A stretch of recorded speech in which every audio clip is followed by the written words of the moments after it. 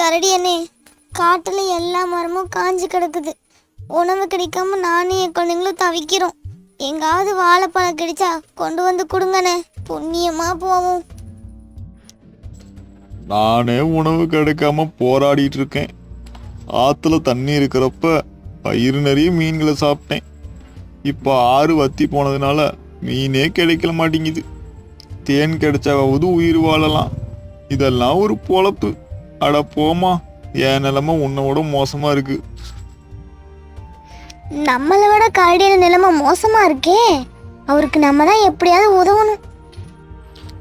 இப்படி நினைச்ச குரங்கு ஓடைக்கு அந்த பக்கம் இருக்கிற காட்டுக்குள்ள போய் தேடி தேடி ஒரு தேன் கூட்டை கண்டுபிடிச்சிது. அதை அடிச்சு அதுல இருக்க தேனை சாப்பிட்டுச்சு. மீதியை கொண்டுட்டு போய் கரடி கிட்ட கொடுத்துச்சு.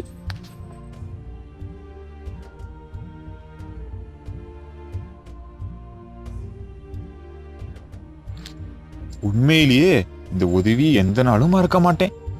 உனக்கு உதவி செய்யலினாலும் எனக்கு நீ உதவி செஞ்சிருக்க. ரொம்ப பாராட்டக்கூடிய விஷயம்தான் இது. உன் குழந்தைகளுக்கு கொண்டு போய் மிச்சம் இருக்கிற தேனை கொடு. நாளைக்கு இந்த காட்டுக்குள்ள எங்கேயாவது தொலைவி உனக்கு வாழைப்பழத்தை கொண்டு வந்து தரேன், நிறைய தரேன். அன்னையிலிருந்து கரடியும் குரங்கும் நண்பர்களாகிட்டாங்க. கிடைக்கிற உணவை மாற்றி மாற்றி சாப்பிட்டுக்கிட்டாங்க.